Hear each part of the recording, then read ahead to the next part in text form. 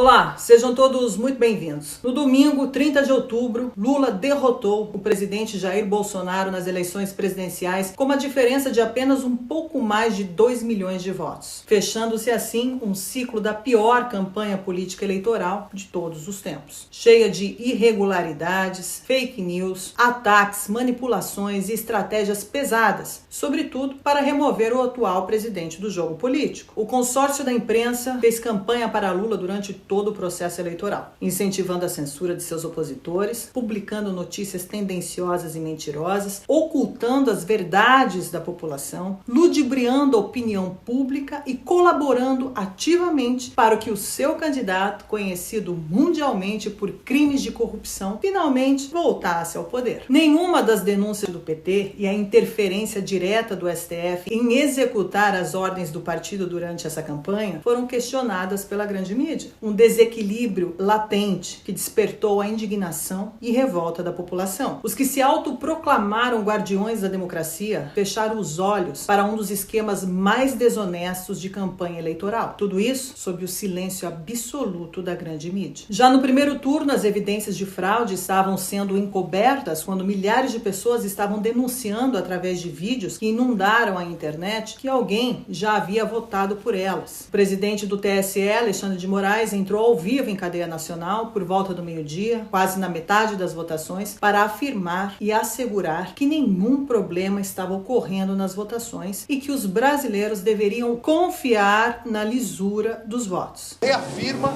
a transparência, a segurança, a auditabilidade das urnas eletrônicas. Nós estamos chegando quase à metade do período eleitoral sem qualquer problema, com tranquilidade, a eleitora, o eleitor no Brasil todo e no exterior se dirigindo às urnas, mostrando a confiança na justiça eleitoral. Uma declaração um tanto quanto questionável, vinda de quem conta os votos, não é mesmo? Mas, como o Brasil se tornou um país condenado a esse regime onde a censura e os direitos individuais foram removidos completamente, sobretudo na questão de liberdade de expressão, questionar nesse país virou crime. Notícias relevantes foram varridas para baixo do tapete. Em 11 de outubro, Aldo Furtado de Lacerda foi preso com mais de 2,5 milhões de reais em dinheiro no porta-malas do seu carro, em Julianópolis, no sudeste do Pará. O valor total estava em notas de R$100. A Polícia Rodoviária Federal informou que o condutor tinha credenciais de acesso ao Congresso Nacional e que a apreensão poderia ser a ponta de um iceberg. Mas esse caso foi abafado e ninguém falou mais sobre ele. Outro escândalo foi as agências de pesquisas eleitorais. O Ministério Público Federal deveria ter investigado pesquisas autofinanciadas. Quase 2/3 das registradas no TSE com acusações de serem compradas e tendenciosas, usadas para ludibriar a opinião pública, prejudicando candidatos, além de influenciar diretamente no resultado final dos votos. Mas as denúncias foram arquivadas por serem consideradas bolsonaristas. Alexandre de Moraes disse que nem ele, nem a Polícia Federal e nem o CAD têm competência para apurar o caso. Na decisão, o ministro diz que as investigações do CAD e da Polícia Federal parecem demonstrar a intenção de satisfazer a vontade eleitoral do presidente Jair Bolsonaro. Outra incompetência também declarada pelo Supremo Tribunal Eleitoral foi diante das fraudes das inserções de rádios, o famoso radiolão. Em 24 de outubro, a exatos 6 dias antes do segundo turno das eleições, o ministro das Comunicações, Fábio Faria, e o chefe da comunicação da campanha do presidente Jair Bolsonaro, Fábio Van Garten, convocaram uma coletiva de imprensa para denunciar mais um crime eleitoral. Depois de uma auditoria de 2 empresas, teria sido constatado que 154.085 inserções de TV e rádio de Bolsonaro não teriam sido veiculadas na região Nordeste de 7 a 21 de outubro de 2022. O presidente do Tribunal Superior Eleitoral, Alexandre de Moraes, rejeitou o pedido feito para investigar um suposto boicote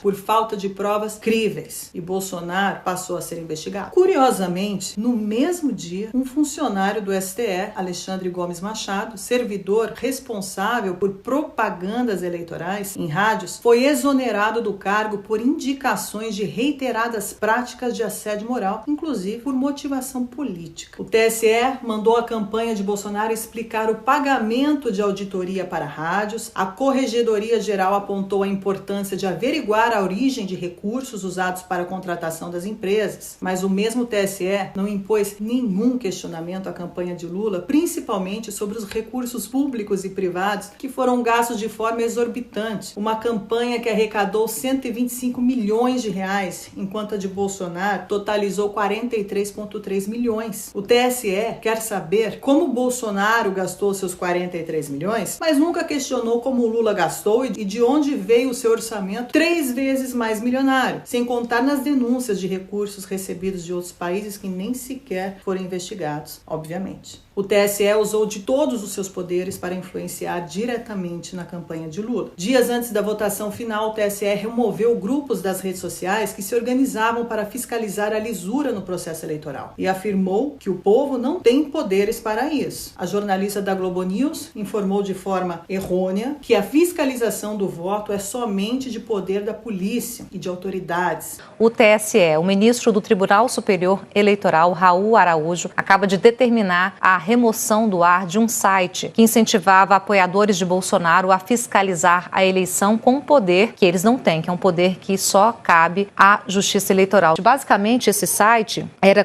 para incentivar pessoas a fiscalizarem a eleição. Fiscalizar, vou usar um termo aí bem entre aspas, de uma forma negativa, que segundo a decisão, porque era para tentar tumultuar o processo eleitoral, apoiadores de Bolsonaro, com um poder quase de polícia que eles não têm, que esse é um poder de autoridades. Diante dessas afirmações, o TSE, junto à grande mídia, mais uma vez, afirmaram que não estamos em um regime democrático. A democracia, o poder do povo e para o povo, foi abolida no processo eleitoral e, por consequência, em todo o país, com o aval da própria Suprema Corte, abrindo exceções para esse momento excepcionalíssimo.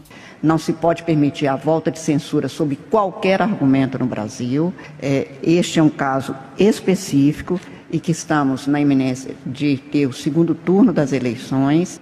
A proposta é a inibição até o dia 31 de outubro, exatamente o dia subsequente ao do segundo turno, para que não haja o comprometimento da lisura, da rigidez, da segurança do processo eleitoral e dos direitos do eleitor, mas eu vejo isso como uma situação excepcionalíssima que perpetua até hoje. Depois de tantas arbitrariedades, crimes eleitorais e controvérsias, Lula, em seu discurso de vitória, exalta a volta da democracia, quando na verdade ele volta ao poder por vias não democráticas. Ele exalta a derrota ao fascismo, quando na verdade os atos fascistas partiram da sua Suprema Corte, em conluio com todas as mídias. Ele acusou o governo atual de autoritarismo, quando na verdade foi ele quem calou jornalistas e emissoras de televisão e suspende contas na internet, abolindo completamente a verdadeira essência da democracia. Nós vamos pro outro lado para falar. Eu falei com a esquerda, falei com o centro e do outro lado eu vou falar com a esquerda outra vez. Aqui não tem direita. Ficou claro que a implementação de um regime hegemônico, autoritário e totalitário que ataca e tenta eliminar por completo essa raça maldita, como disse Janones, nos revela o perigo que estamos enfrentando. Lula, em seu discurso da vitória, fez questão em declarar que para ele não existe a direita. E é isso que estamos vendo acontecer diante dos nossos olhos. A eliminação e a aniquilação completa de uma verdadeira e legítima oposição, digna dos piores regimes. O resultado dessas eleições brasileiras nada mais é que a confirmação de um golpe que já estava em andamento desde quando Lula foi solto da prisão. O punho duro da Suprema Corte foi longe demais. Um regime que provoca, desumaniza e minimiza a sociedade, reduzindo-a em pobres, miseráveis e criminosos. Essa é a pura propaganda de um regime opressor, uma propaganda que por mais de 3 anos envenena a vida de todos os cidadãos. O povo foi às ruas para manifestar contra o totalitarismo e o autoritarismo. O povo foi às ruas em busca da verdadeira democracia que foi cancelada pelos seus guardiões em nome de seus interesses escusos de um país ainda colônia. O povo se manifesta contra esse sistema nefasto que permite que uma só pessoa comande o Brasil, baseado somente na defesa exclusiva exclusiva de interesses de uma elite ideológica e partidária. Os movimentos que estão acontecendo por todo o Brasil, diante dos ataques desta mídia desprovida de honestidade intelectual, expressa sua magnitude de nobreza e soberania de um povo que cansou de ser enganado e ludibriado pelo sistema. O Brasil não quer a implementação do comunismo, nem mesmo do socialismo. Essa é a realidade da luta desse povo. O resto é conspiração de uma mídia inóbia, alinhada ao sistema que trabalha em nome dos piores regimes da humanidade.